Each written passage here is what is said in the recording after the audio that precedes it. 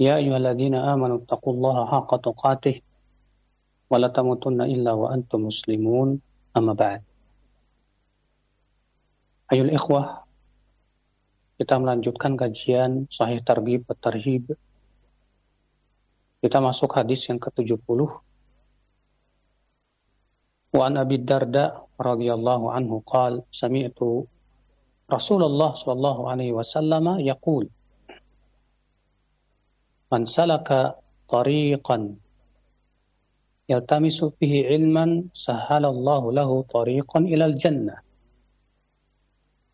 wa innal malaikata la tad'u ajnihataha li talibil ilmi ridan bima yasna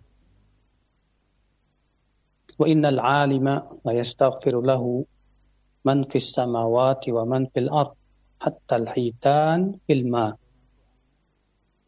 wa fadlul alim 'ala al 'abid ka fadlil qamar 'ala sa'iril kawakib wa innal ulama'a warathatul anbiya wa innal anbiya'a lam yuwarithu dinaran wala dirhama innama warathul ilm faman akhadhahu akhadha bihadhin wafir.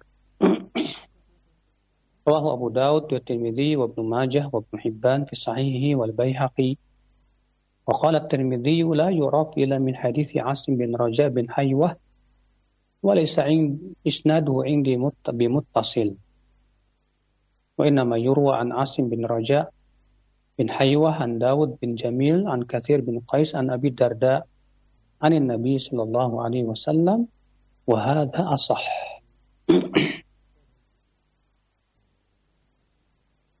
Dari Abu Darda, semoga Allah meridainya, aku mendengar Rasulullah sallallahu alaihi wasallam bersabda, man salaka tariqan, siapa yang meniti jalan, yaltamisu fihi ilman, untuk menuntut ilmu,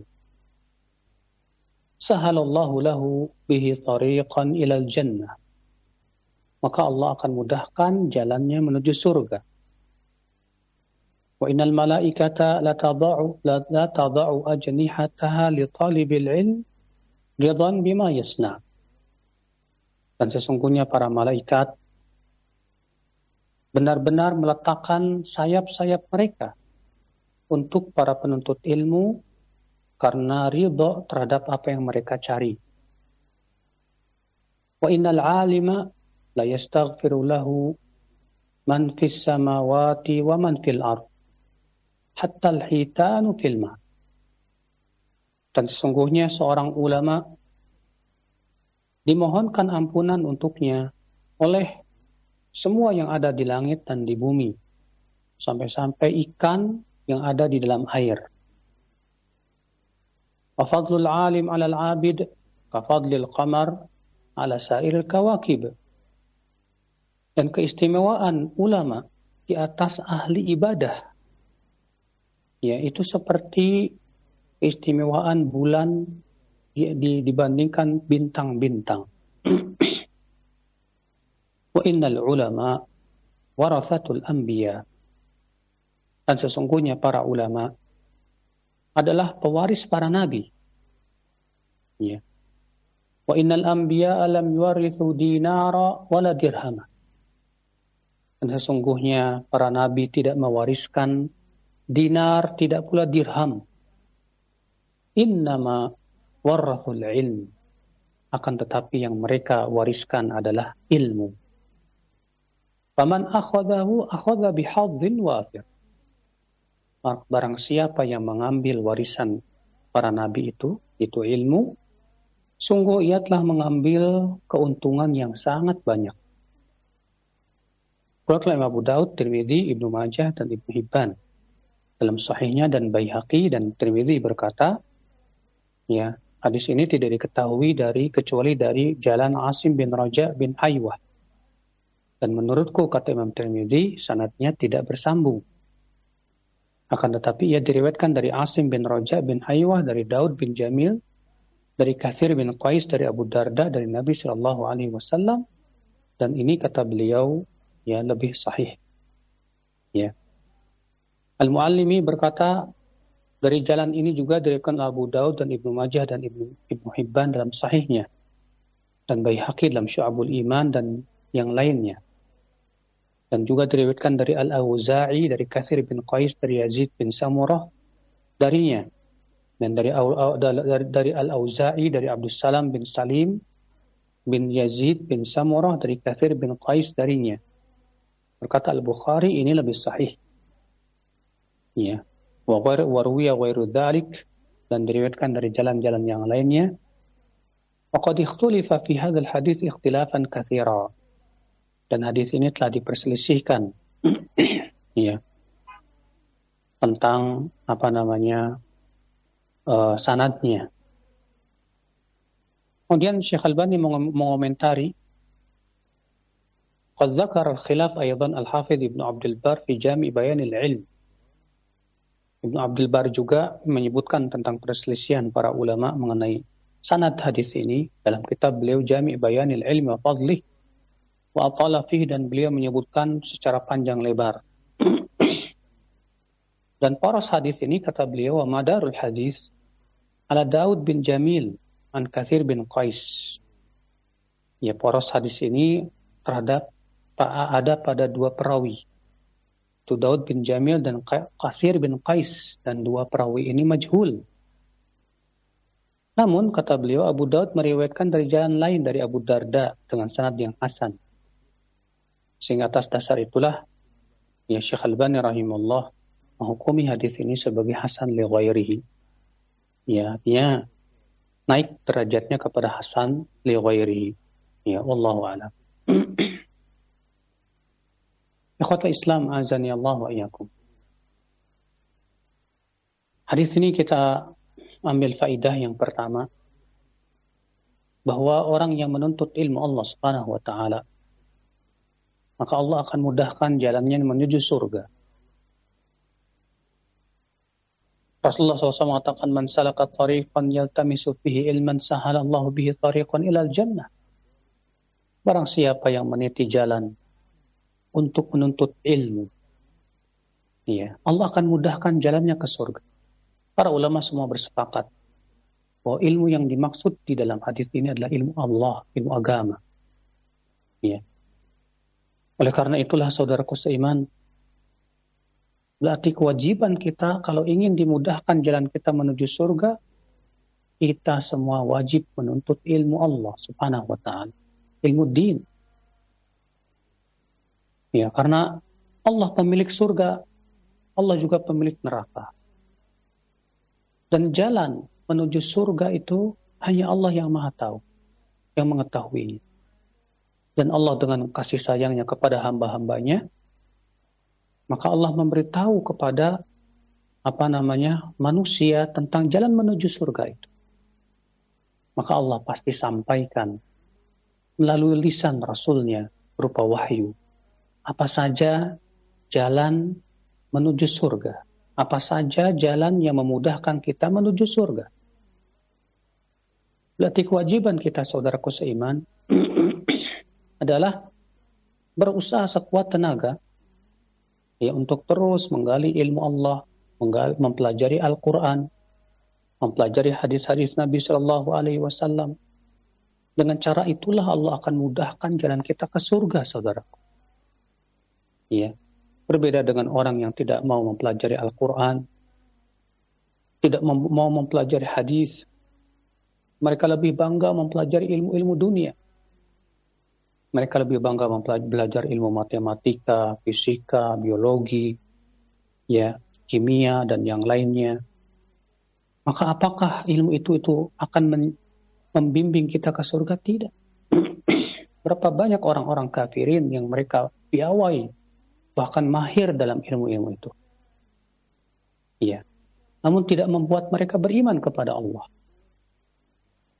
Berapa banyak orang-orang kafir kepada Allah yang jago matematika, jago kimia, mahir dalam ilmu-ilmu biologi, kedokteran, dan yang lainnya. Tapi tidak membuat mereka beriman kepada Allah. Maka ya akhi, hanya ilmu agama yang membuat kita mudah insya Allah jalan kita menuju surga Allah Jalla wa'ala. kita mempelajari Al-Quran yang Allah turunkan, kita mempelajari hadis Nabi Shallallahu Alaihi Wasallam. Nah, inilah jalan kita ke surga ya. Ya. Kemudian faedah yang kedua yang bisa kita petik dari hadis ini, akhi, hadis ini menunjukkan bahwa keutamaan para penuntut ilmu, di mana para malaikat meletakkan sayap-sayap mereka untuk para penuntut ilmu karena ridho terhadap apa yang mereka cari. Subhanallah. Ya. Rasulullah SAW sabda, wa innal malaikata la tada'u ajnihataha fi talibil ilmi ridhan bima yasna. Sesungguhnya para malaikat benar-benar meletakkan sayap-sayap mereka untuk para penuntut ilmu. Kenapa? Karena mereka ridho terhadap apa yang mereka lakukan, yang mereka cari, berupa ilmu Allah Subhanahu wa Ta'ala. Ini menunjukkan keistimewaan menuntut ilmu agama ya. Sampai-sampai para malaikat ridho. Ya. Bahkan para malaikat meletakkan sayap-sayap mereka. Dan para malaikat sudah, sebagaimana kita ketahui, mereka memiliki sayap-sayap. Sebagaimana Allah berfirman, Alhamdulillahi fatiris samawati wal ard. Ja'ilil malaikati rusula uli ajnihatin mathna wa thulatha wa ruba'. Yazidu fil khalqi ma yasha'. Segala puji bagi Allah yang telah menciptakan langit dan bumi dan telah menjadikan para malaikat sebagai utusan-utusan. Mereka memiliki sayap, ada yang 2, 3, 4, dan Allah tambahkan kepada siapa yang Allah kehendaki. Para malaikat ya akhi, karena saking menghormati para penuntut ilmu dan mereka mencintai para penuntut ilmu, mereka letakkan sayap-sayap mereka untuk menghormati para penuntut ilmu Allah. Subhanallah. Adakah keutamaan yang agung? Sampai-sampai makhluk-makhluk yang mulia itu. Para malaikat makhluk yang sangat mulia. Sampai-sampai mereka meletakkan sayap mereka untuk para penuntut ilmu. Subhanallah. Apalagi keistimewaan para penuntut ilmu dan orang yang berilmu ya akhi. Ini faedah yang ketiga.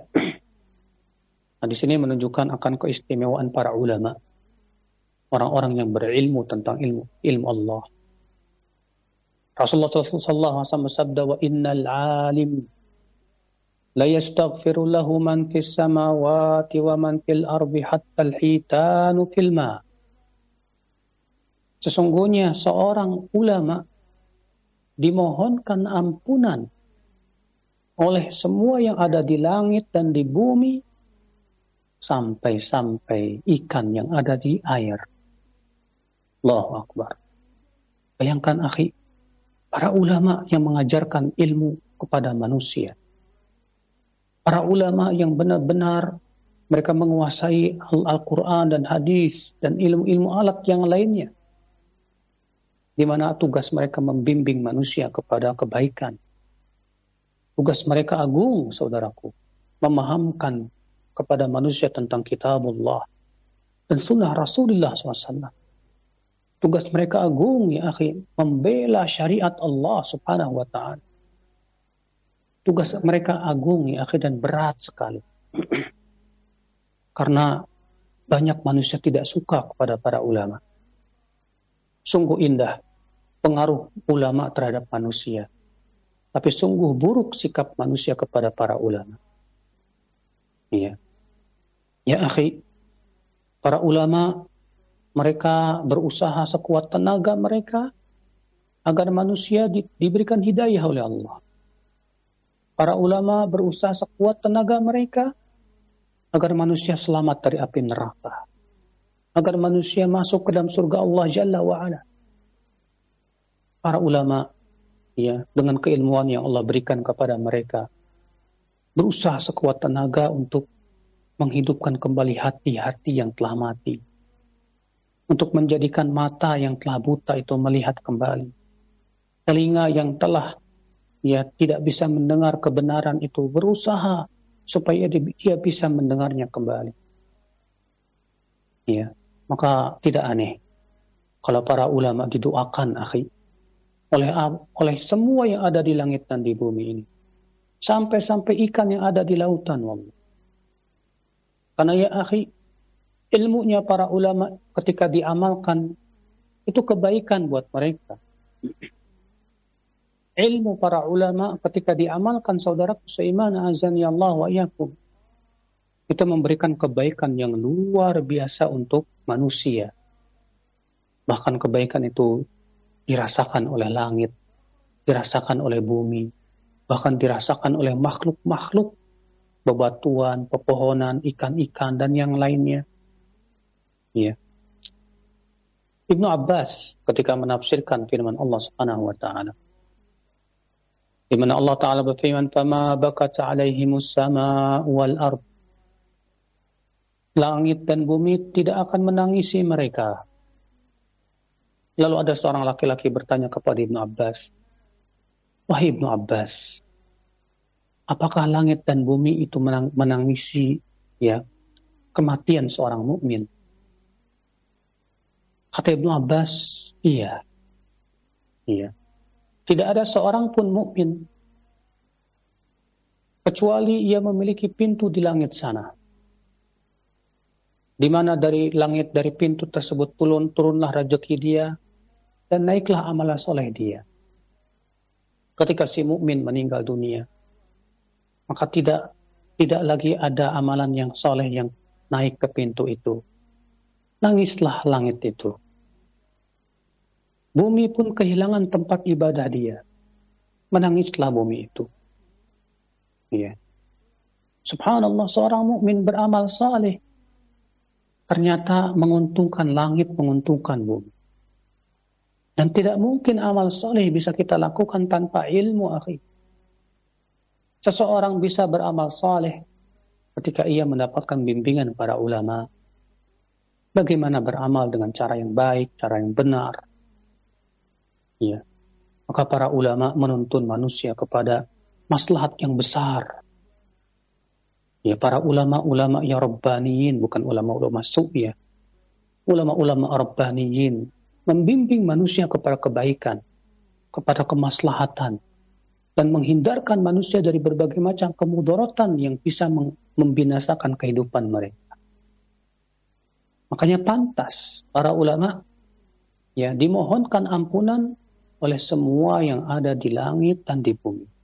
Sampai-sampai ikan yang ada di lautan, dalam satu riwayat, wa hatta namlah fi juhriha.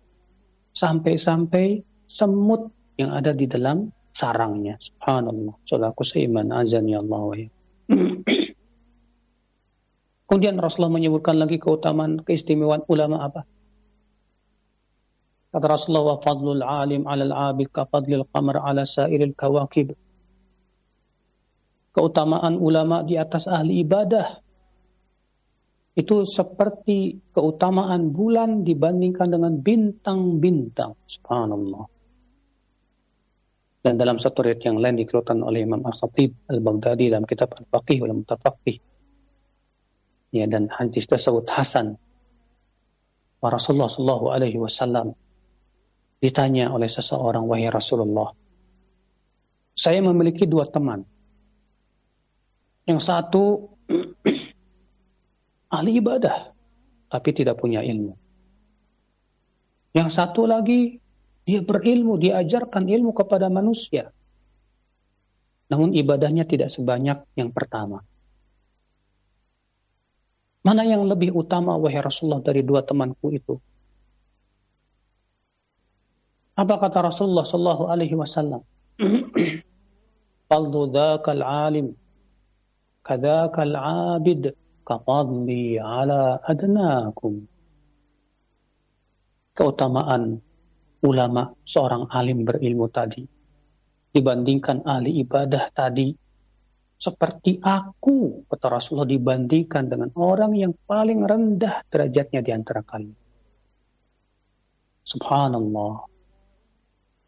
Di sini Rasulullah mengatakan seperti bulan dibandingkan dengan bintang, karena sinar rembulan, cahaya rembulan itu, akhi, bermanfaat untuk manusia di bumi.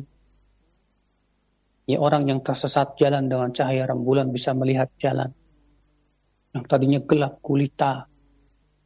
Ya, karena kita hidup di dunia ini seperti di malam yang sangat kelam, akhi. Tapi ketika ada rembulan, cahayanya menerangi, kita bisa tahu jalan. Alhamdulillah. Ya. Maka ya akhi, ini keistimewaan di para ulama, wallah. Ternyata mereka jauh lebih utama dibandingkan ahli ibadah. Orang yang rajin ibadah, tapi tidak mempunyai ilmu, akhi. Ya. Kemudian keistimewaan ulama yang lainnya apa? Kata Rasulullah, wa innal ulama'a warathatul anbiya. Sesungguhnya para ulama itu adalah pewaris para nabi. Masya Allah. Kenapa? Wa innal anbiya alam yuwarithu dinaran wala dirhama. Para nabi tidak mewariskan dinar dan dirham. Innama warathul ilm. Para nabi mewariskan ilmu saja. Atas dasar hadis inilah Abu Bakar tidak mau membagikan warisan Rasulullah berupa harta kepada anak-anaknya. Kenapa? Karena para nabi tidak mewariskan dinar dan dirham. Ya. Maka yang Rasulullah tinggalkan berupa harta itu menjadi dimasukkan ke Baitul Mal oleh Abu Bakar. Ya. Subhanallah, saudaraku sekalian, azani Allah. Para nabi tidak mewariskan dinar dan dirham. Ternyata yang mereka wariskan apa? Ilmu. Ilmu. Dan tentunya ilmu lebih utama jauh dibandingkan dengan harta, saudara. Ya.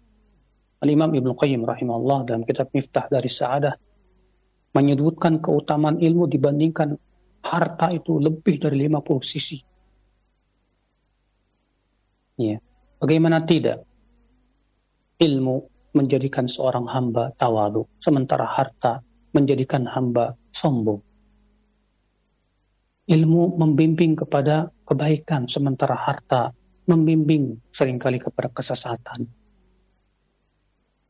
Ilmu ya menjadikan kita berakhlak mulia, sementara harta banyak menjadikan manusia tidak peduli halal dan haram. Sikat sana, sikut sini, tidak peduli kawan maupun lawan. Demi harta dihalalkan segala sesuatu, sementara tidak demikian ilmu.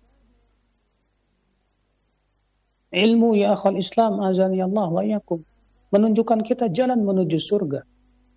Sementara harta seringkali menghalang-halangi kita dari jalan menuju surga itu. Iya, orang kebanyakan semakin banyak ilmu seseorang, semakin dia bermanfaat untuk hidupnya.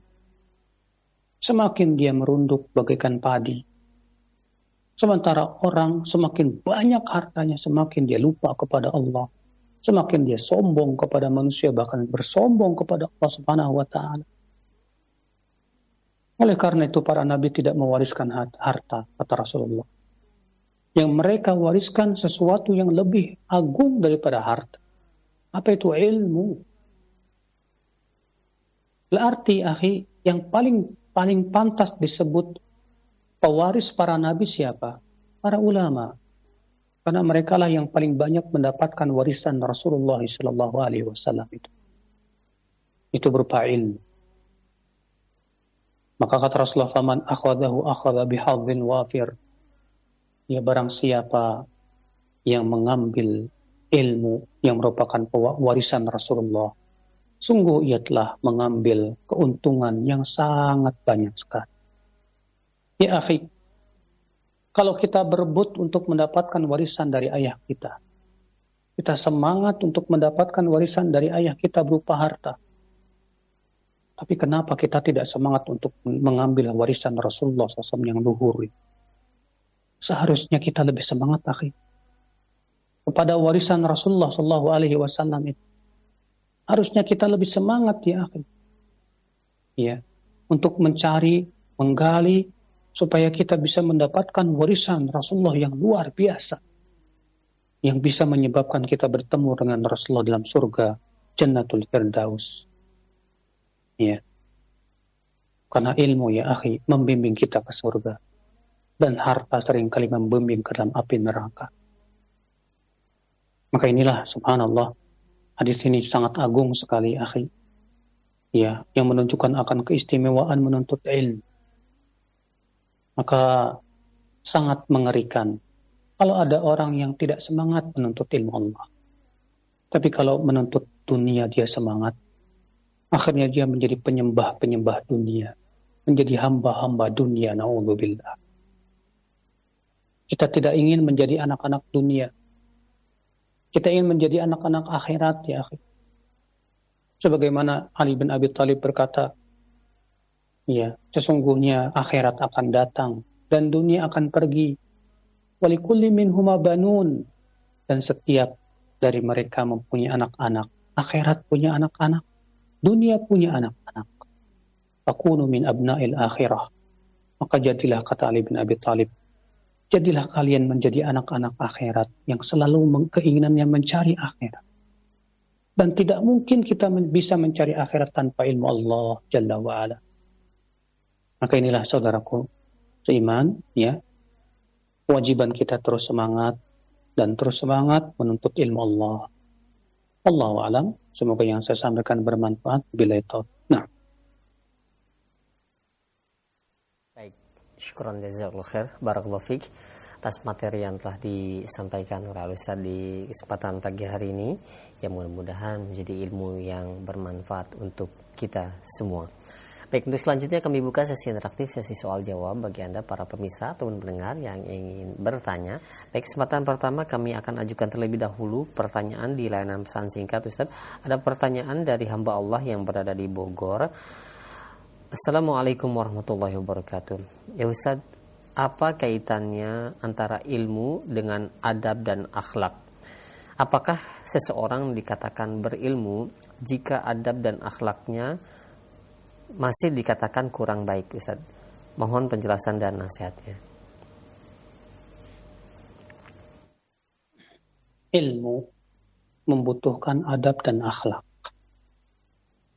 Karena adab dan akhlak adalah hiasan ilmu.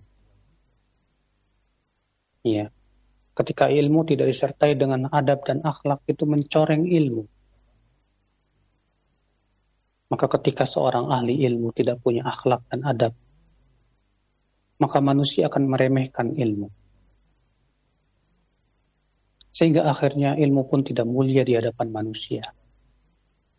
Oleh karena itu salafus saleh terdahulu menganjurkan para penuntut ilmu, sebelum menuntut ilmu mereka belajar akhlak dan adab. Nabi Muhammad bin Sirin berkata, "Kunna nata'allamul adab 30 sanah wa nata'allamul ilm 20 sanah." Kami dahulu belajar adab tuh sampai 30 tahun. Dan belajar ilmu itu 20 tahun. Masya Allah. Ibnu Qayyim rahimahullah berkata, adabul qaum unwanu sa'adatih. Adab suatu kaum itu adalah merupakan tanda kebahagiaan mereka. Ya, kebahagiaan sesuatu kaum, kata beliau, terletak pada adab mereka. Adab kepada Allah, adab kepada Rasulnya, adab kepada manusia, adab kepada orang tua, dan yang lainnya. Oleh karena itulah ya akhi, ketika penuntut ilmu tidak punya adab, tidak punya akhlak, itu tanda keburukan dia. Dan bahwasanya ilmunya tidak bermanfaat. Sementara Rasulullah SAW berlindung kepada Allah dari ilmu yang tidak bermanfaat ya akhi. Rasulullah berdoa, Allahumma inni a'udzubika min ilmin la yanfa'. Ya Allah, aku berlindung kepada Engkau dari ilmu yang tidak bermanfaat. Ya. Maka seorang penuntut ilmu, seorang alim ulama, dengan akhlak dan adabnya yang luhur, semakin ilmu itu mulia. Semakin manusia yang mencintai ilmu. Tapi ketika penuntut ilmu tidak punya adab, tidak punya akhlak, ya, buruk lisannya, kalau ngomong itu nyakitin hati, ya buruk ya akhlak Islam tingkah lakunya, sehingga pada waktu itu manusia akan memandang mereka sebagai sesuatu yang hina. Kalau itu oleh manusia, apalagi di mata Allah Subhanahu wa taala. Oleh karena itulah saudaraku, Rasulullah SAW menganggap bahwa mukmin yang paling sempurna itu yang paling bagus akhlaknya. Rasulullah bersabda, "Akmalul mu'minina imanan, ahasinuhum khuluqa." Mukmin yang paling sempurna imannya adalah yang paling bagus akhlaknya. Bahkan Rasulullah menjamin dengan surga yang paling tinggi bagi orang yang bagus akhlaknya. Rasulullah bersabda dalam riwayat Abu Daud, "Ana za'im bi baitin fi 'alal jannah liman hasuna khuluquhu." Aku menjamin dengan rumah di surga yang paling tinggi bagi mereka yang bagus akhlak. Bahkan Rasulullah mengabarkan bahwa akhlak yang baik itu adalah amal yang paling berat timbangannya di mata Allah. Ya, Rasulullah bersabda, "Laisa syai'un athqalu fil mizani indallahi yaumal qiyamah min husnil khuluq."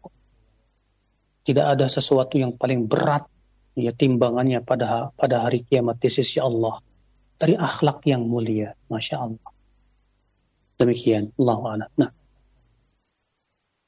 Baik, syukran jazakallahu khair atas jawaban Ustaz. Demikian untuk penanya hamba Allah yang berada di Bogor. Dan selanjutnya yang kedua masih kami ajukan pertanyaan di layanan pesan singkat Ustaz. Ada pertanyaan, ya Ustaz, apakah yang disebut majelis ilmu yang didoakan oleh para malaikat itu hanya yang di masjid saja atau suatu kajian yang dilakukan secara tatap muka secara langsung? Apakah kita juga menyimak kajian di televisi atau di radio juga masuk ke dalam majelis ilmu yang didoakan oleh para malaikat Ustaz? Mohon penjelasannya. Disebut majelis artinya tempat duduk. Majelis ilmu artinya tempat orang-orang duduk untuk mendengarkan ilmu. Maka mereka yang duduk di hadapan TV untuk menyerap ilmu dan mendengarkan disebut majelis ilmu. Mereka yang duduk di hadapan Zoom, apalagi di zaman sekarang, di masa pandemi seperti ini, kajian offline, masih belum diizinkan oleh pemerintah. Maka tidak ragu lagi itu masuk dalam kategori majelis ilmu. Itu majelis-majelis yang dihadiri oleh para malaikat. Majelis-majelis yang sangat disukai oleh para malaikat. Majelis-majelis yang disebutkan oleh Rasulullah SAW. Para malaikat akan mengelilingi mereka, akan turun rahmat kepada mereka, turun ketenangan juga, dan Allah akan sebutkan mereka di hadapan para malaikatnya dengan dibangga-banggakan. Masya Allah. Allahu a'lam. Baik, syukran jazakallahu khair atas jawaban Ustaz. Demikian untuk beberapa pertanyaan senada dari yang kami ajukan, yang mudah-mudahan menyimak dari para penanya. Dan selanjutnya kami berikan kesempatan untuk Anda di layanan telepon. Silakan. Assalamualaikum warahmatullahi wabarakatuh. Waalaikumsalam warahmatullahi wabarakatuh. Dengan siapa, di mana? Dengan Yusuf di Gorontalo. Silakan Pak. Iya, Ahsan, terima kasih. Ustadz Afwan agak sedikit keluar dari tema.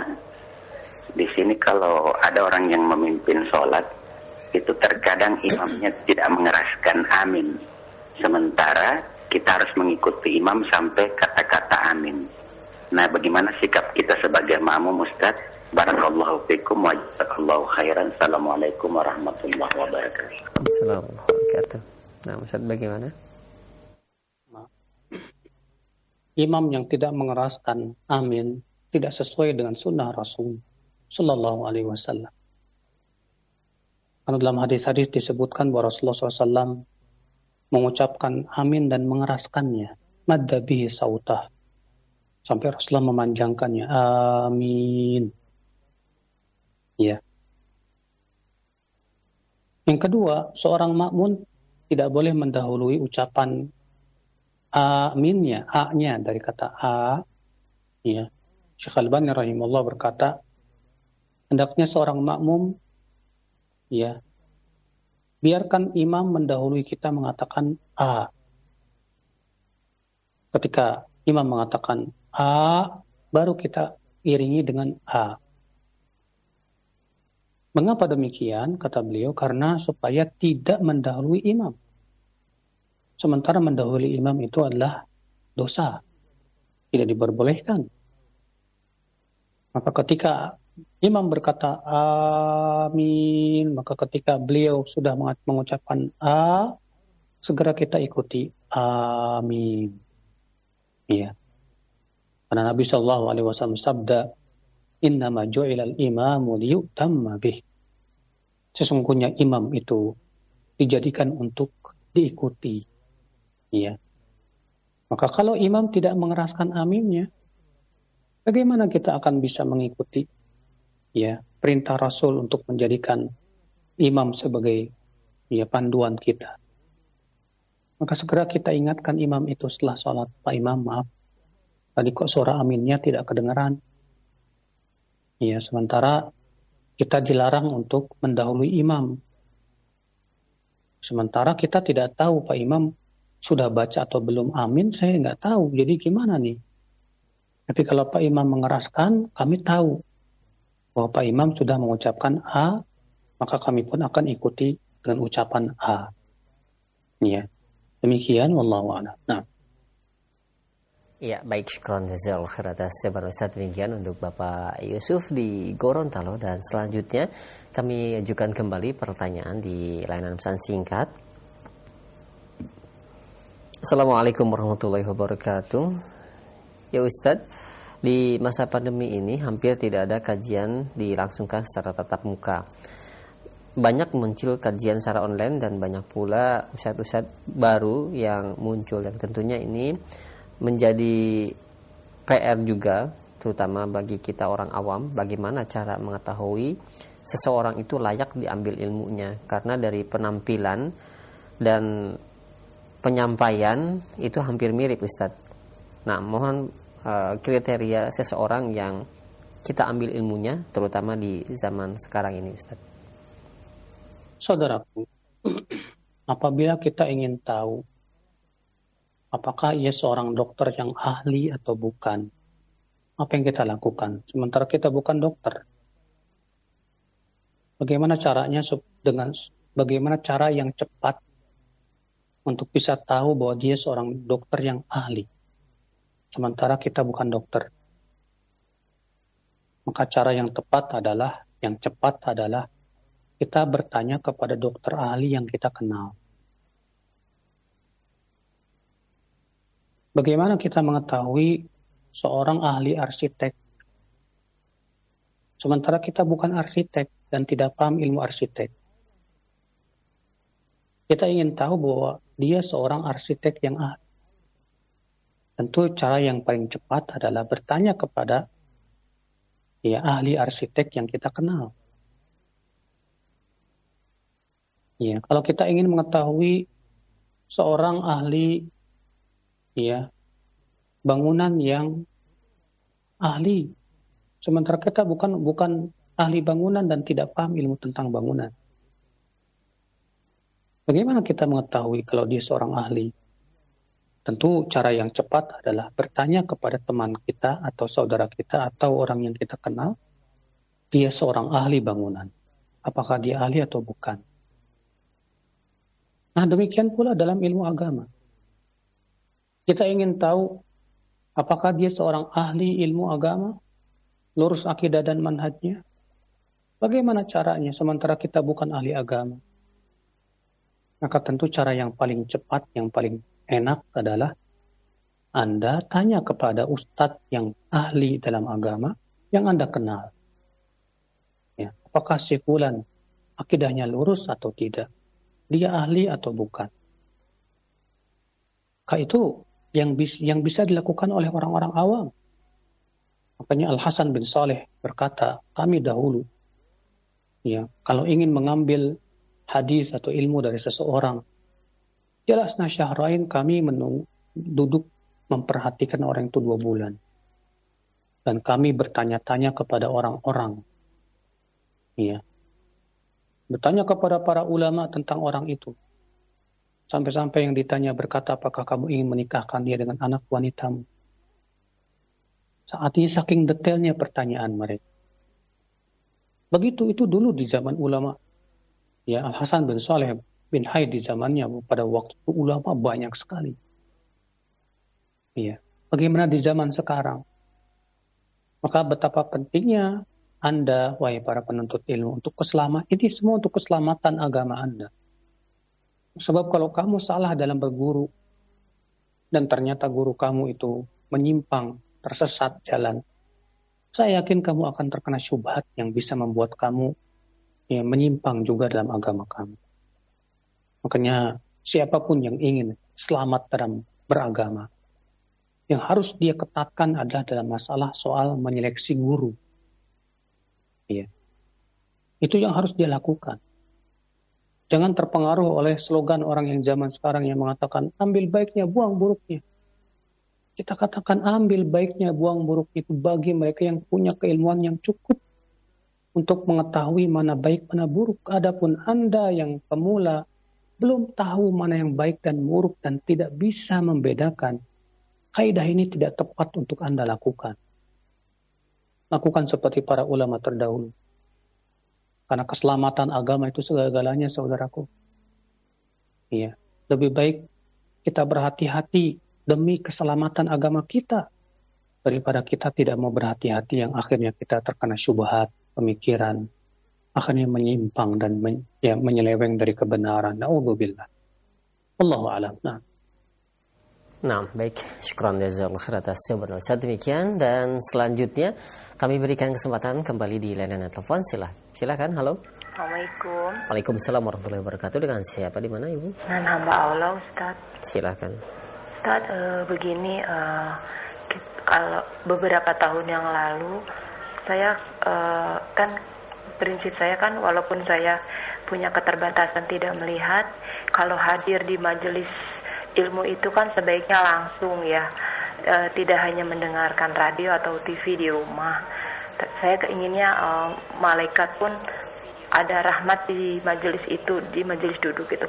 Nah, saya sering menghadiri majelis-majelis dengan berjalan, walaupun saya tidak melihat, tapi alhamdulillah tidak ada kendala, ada saja pertolongan dari Allah ke majelis dan balik ke rumah lagi.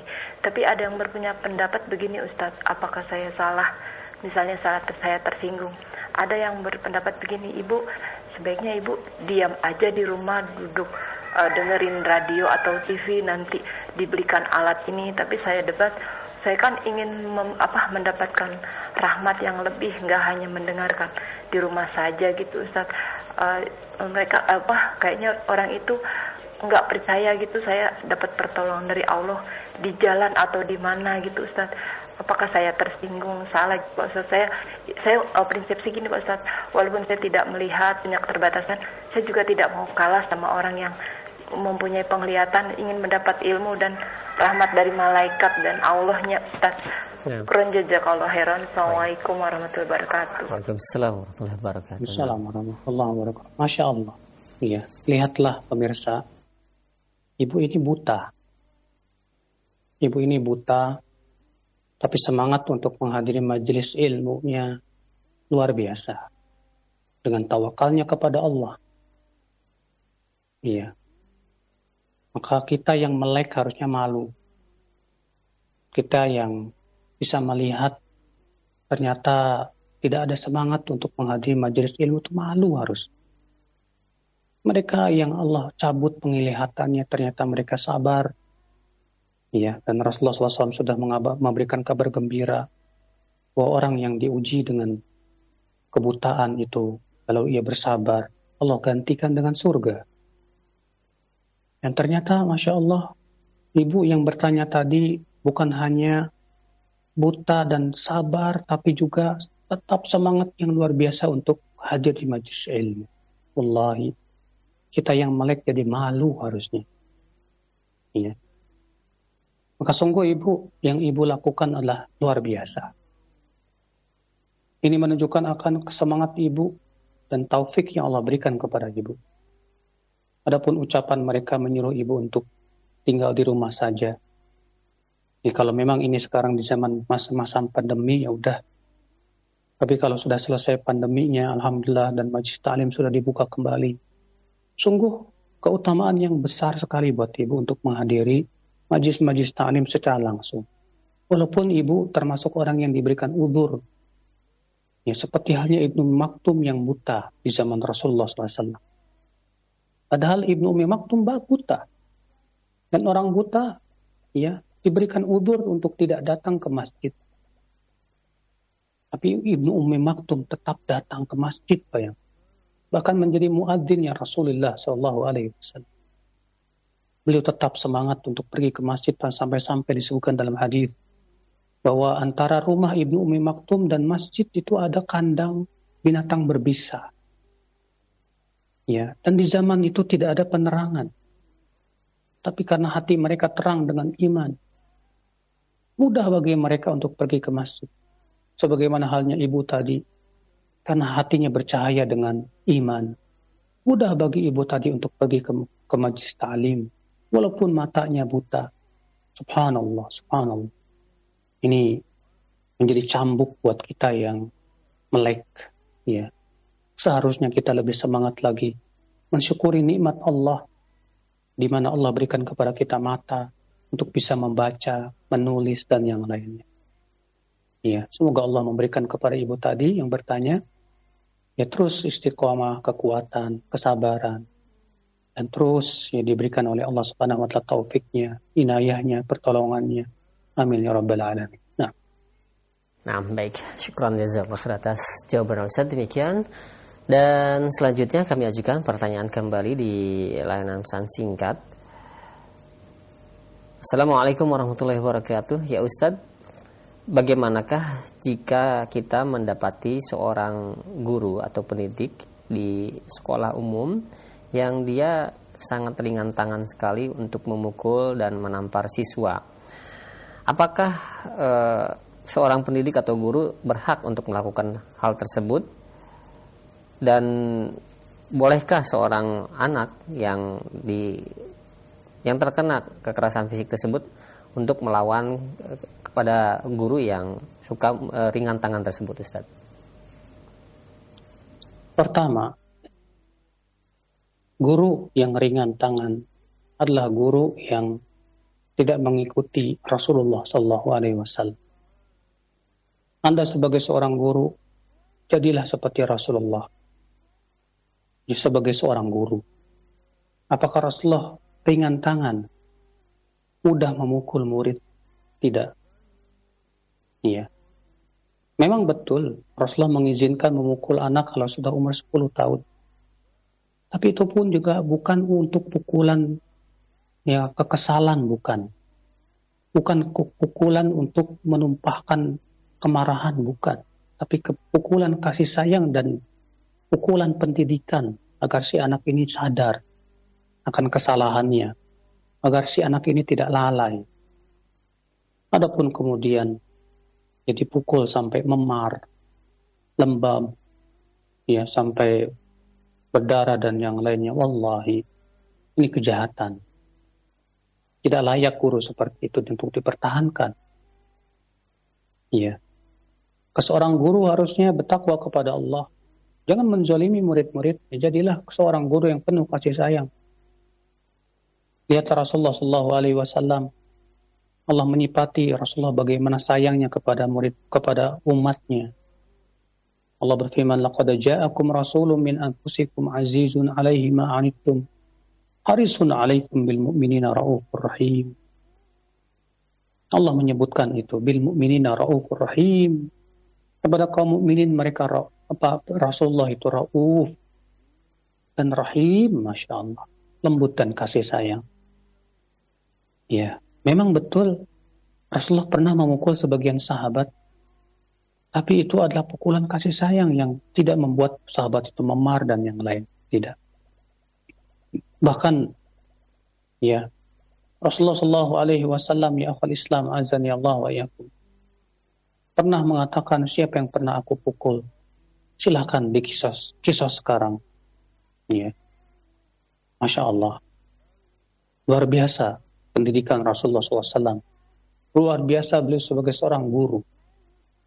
Sekarang coba kamu, wahai guru yang suka mukul itu. Apakah dengan cara mukul itu ada manfaat? Allah nggak ada manfaatnya. Seringkali tidak ada manfaatnya. Ya akhi, murid tidak akan pernah melupakan guru yang pernah memukul dirinya selama-lamanya. Saya masih ingat sampai sekarang guru yang pernah mukul saya waktu SD dan SMP. Itu masih teringat. Apakah Anda, wahai guru, ingin ya ketika Anda memukul murid Anda akan terus dikenang oleh murid bahwasanya Anda adalah pemukul dia? Ya. La wallah. Maka coba cari alternatif lain. Pukulan itu kalau sudah tidak ada alternatif lain, dan itu pun kalau memang maslahatnya besar. Selama masih ada alternatif lain bisa dicari. Ya. Si fulan ini kenapa nakal, kenapa ini? Ya, selama bukan dengan memukul, coba cari. Ya. Adapun dengan memukul, seringkali yang ada adalah kurang manfaatnya. Kecuali kalau memang sudah tidak ada jalan lain.